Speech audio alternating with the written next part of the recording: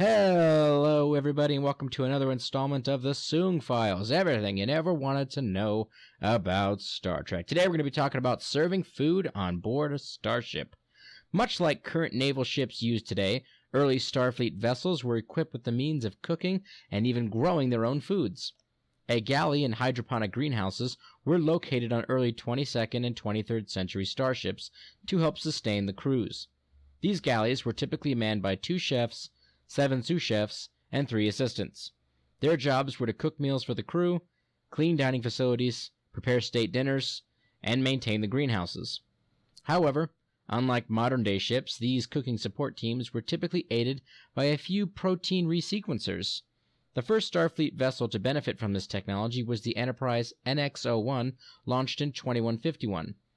The resequencer used bulk protein matter to create a variety of foods, including potatoes, eggs, chicken sandwiches, and even meatloaf. This idea of reusing bulk protein matter was the building block for the future replicator devices.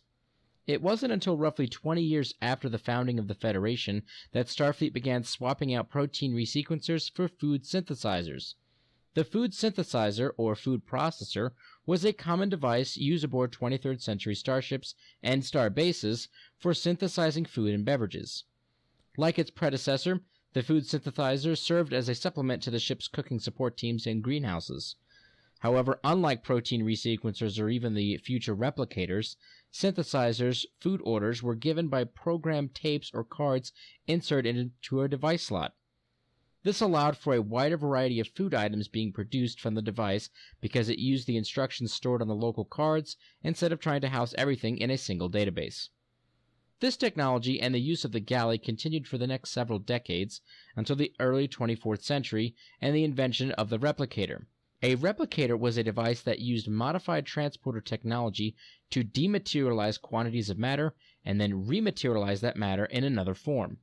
It was also capable of inverting this function, thus disposing of leftovers and dishes and storing that bulk material for use again. Unlike the resequencer and synthesizer, the selection was limited only to the software and the number of options that had been programmed into the main computer. This ability to store massive amounts of foodstuff data removed the need for tapes or cards. Food could now be simply ordered by voice command. Most people found replicated food and drink to taste exactly like the same as real food, although some people claimed to be able to tell the difference. In addition to foodstuffs, replicators could also be used for replicating machine parts, clothing, or other objects. This technology was expanded upon, and several private firms developed industrial and genotronic replicators for use by the Federation citizens. These devices could be used to replicate heavier machine parts and vital organs for transplant, respectively. By the late 24th century, replicators had officially become the new norm on Federation starships, and the galleys, along with the greenhouses, were eventually phased out. There are only a handful of starships still in use by the Federation that maintain full galleys and cooking support teams, but they are only used for specific diplomatic or special event missions.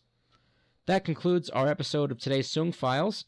Again, we talked about serving food on a starship, how we started off from a mixture of protein resequencers and galleys and greenhouses to all the way full-blown just we're going to make that shit digital and just beam it straight into the ship. What do you guys think about this? Do you think that protein resequenced or replicated food would taste the same as regular food? Do you think that maybe because the people that grew up on protein, resequenced and replicated food, maybe they don't know the difference between the two tastes, so that's why they think it tastes the same as quote-unquote real food? Do you think like someone like, say, for instance, someone from our time, they were to eat a resequenced protein food and be able to immediately tell the fact that it wasn't real? Or do you think it really is just that good? I'm curious to see what you guys think, and do you guys think that they should go back to galleys and having greenhouses on the ships, or just maintain replicators? I'm curious to hear what you guys think about that as well. Anyways, I hope you guys enjoyed this video. Please throw a like and a subscribe on YouTube, and follow me on Twitter at RealKetwolski. Live long and prosper, my Trekkies!